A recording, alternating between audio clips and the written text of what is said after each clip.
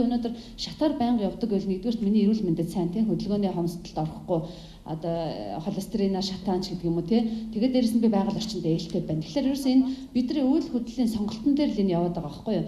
За өнөөдөр би усаа тэгвэл гойжуулж юм угаах уу нөгөө савн дотор тосчоод аяг шазангаа угаах уу, уршаа хувцас угаах уу. 0 дахь хүртэл бид нар өнөөдөр бочкинд дундаж бочки 10 орчим литр 8-аас 10 литр ус татдаг. Тэгэхэд тэн дотор бид нар шилэн дотор литрийн шилэн дотор ус хийгээд бочкийн дотроо тавьчих юм бол тэр маань бид нар татахт болондоо 1 литр усыг хэмжин гэсэн үг тийм. Энэ чинь л өөрөө ерөөсөө бидний экологийн боловсрол доктортой хөгжлийн боловсролд оруулж байгаа тэр боловсралтай байгаа гэнэг илрэл байгаа байхгүй юу. Гэх мэтчлэнгийн ингээд маш жижигхэн өдрийн цагаар бид нар одоо жишээлбэл энэ гэрэл асаалтай байх шаардлага байна уу тийм. Бид нар бие биенээ харж л байгаа бол энийг унтраах хэрэгтэй. Онцгийн шаардлагагүй юм бид нар хэвлэх шаардлага байна уу тэгвэл одоо интернет технологи хөгжөөд байхад онлайнаар бүх мэдээлэл солилцоод тэрэн дээрээ саналаа солилцоод хамгийн төсөөлд шаардлагатай бол тэрийг ганцхан хэвлэл гар үсэг зурдаг тийм. Ийм одоо ерөөсөө хэмнэлтийн механизм гэдэг юм бол энэ даруй орж иж бидний доктортой хөгжлийн боловсролыг олж аавна. Тэгээд энэ дээр бол яг одоо өмнө нь бас яригдсан те бүх юм дээрээс хийгдэн дээрээс өгдөн тэрний дагуу бид ажиллана гэсэн ийм програмчлал одоо балимаар энэ Монгол хүмүүс. Өөрөөр хэлбэл миний гаргасан санал санаачлага, бидний гаргасан санал санаачлага, бидний хүүхдүүдийн гаргаж байгаа санал санаачлага, манай ангийн гаргаж байгаа санал санаачлагыг бид нар яаж дээшгээ хүргэж те энийг ажил болгох вэ гэдэг дээр бид нар өөрсдөө санаачлагтай байж чадах юм бол энэ доктортой хөгжлийн боловсрол маань үр дүнтэй болно. Нэгсэндээ иргэдийн өөрсдийн санаачлага оролцоон дээр одоо хэрэгжиж энэ маань үр дүнтэй болох юм аа гэдгийг хэлээд байгаа. За миний боддог нь юу гэдэг зэрэг бүх одоо сумаас эхлээд доктортой хөгжлийн боловсролыг дэмжих мэдээ сургалт сурталчилгааны жижигхэн төвөд багаасаа сумаас сумд тэгээд аймагт тэгээд цаашлаад энэ бусууд байгаа шүү дээ 5 ус хөгжлийн одоо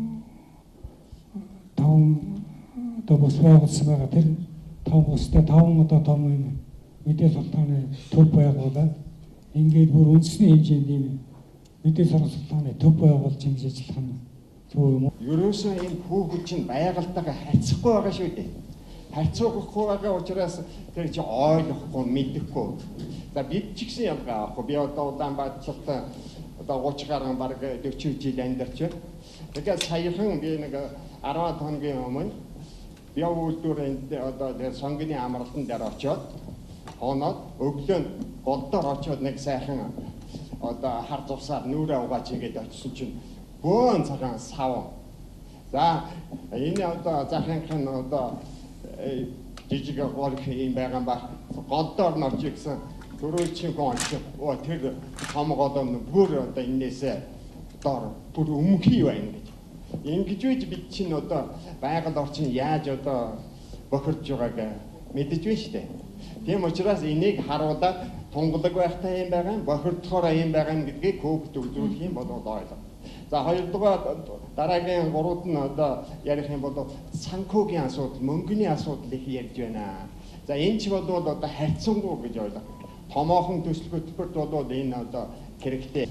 Яг 7 хоногийн өмнө би одоо ялалтын урдуур гарч явсан чинь тэр гудамжны модыг таналт хийж байна л дээ. За энэ өнөө оройч энийг лав авахгүй да өглөө ирээд нэг 5-10 одоо мөчр аваад. Хүрээд ирсэн чинь 5-10 тогтохгүй тэр чинь нэг тор юм аваад очиж байгаа байхгүй.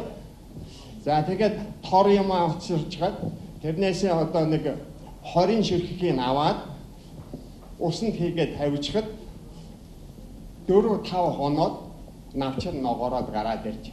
Тэгэхээр энд бол мод тарих, зүйлэг тарих энд бол санаа сэтгэлгээнд л одоо өөрчлөлт хийвэл энэ бол ажил болно. Санаа сохор бол нүүр сохор гэж одоо манай ардын зөв үг байдаг. Энийг бодож ажилласаа л гэж одоо хэлэх байна. Ногоон хөгжлөг гэхээр л асар том ойлголт юм а гэж дүнхий хэрэггүй.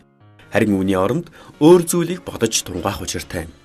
Ялангуяа би юу хийвэл ногоон хөгжилд хувь нэмрээ оруулах вэ?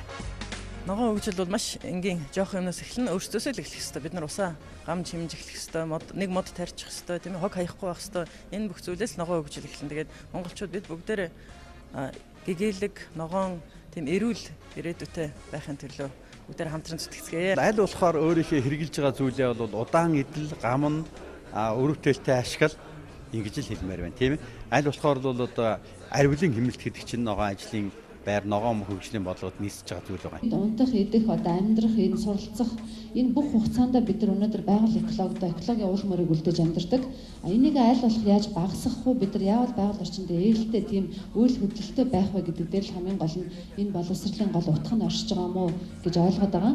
Ногоон хөгжил гэдгийг бид нар нэг хүн дээр ойлгох хэрэггүй. Та өнөхөр өнөөдөр энэ хүрээлэн байгаа орчныхоо нөөцийг гамн ашиглаж чадаж байна уу? Энэ ашиглахын төлөө та өөрийнхөө санаачлалыг гаргаж чадаж байна уу? Энд дээр бүгдээрээ хамтдаа хөгжлийн тухай яриа. Тэрнээс заавал үйлчилгээний асуудлууд нь бүгд ногоон байх тухай энэ хүнд ойлголтыг бүгдээрээ хамтдаа ярих хэрэггүй. Мөн иргэн та бүхэн өөрийнхөө амьдарч байгаа орчныг ногоор уулгах, тэр дундаа байгаль орчин дээлтэй энэ үйл ажиллагааг явуулах талаар өөрийн бодлого чинь ямар байна? Мөн өөрөө яаж оролцож байна гэдгийг бүгдээрээ хамтдаа хөндлөх хэрэгтэй. Ялангуяа хүүхдүүд багчууд байгаль орчныг хайрлах энэ сэтгэлгээг бий болгоход хамтдаа хийж хэрэгтэй юм а. Хүүхэд багчуудаа сургая, мөн өөрөө ч гэсэн зардал зуршлаасаа цадыг гэж хэлмээр байна. Ингэсэн нөхцөл бид нар байгаль орчиндөө ээлтэй энэ хүн Монгол улсын иргэн болж төдөвших юм. Та өнөөдөр байгаль орчныг хайрл, бид ч гэсэн та бүхний байгаль орчныг хайрлаж байгаа сурчдын таниулъя. Үүний зэрэг цагаар байгаль орчныг хайрлах мэдлэг боловсрол чинь нэмэр болох мэдээллийг өгсөөр байна. Органик Монгол хөтөлбөрийг зохион байгуулагч Монголын үндэсний худалдаа аж үйлдвэрлэлийн танхим Петровс компани, Хас банк, NTV телевиз, Max Group, Capital банк, бишрэлтэй хоол хэрэг. Ванцэн хибэрэ ашти Хочмин эндрэл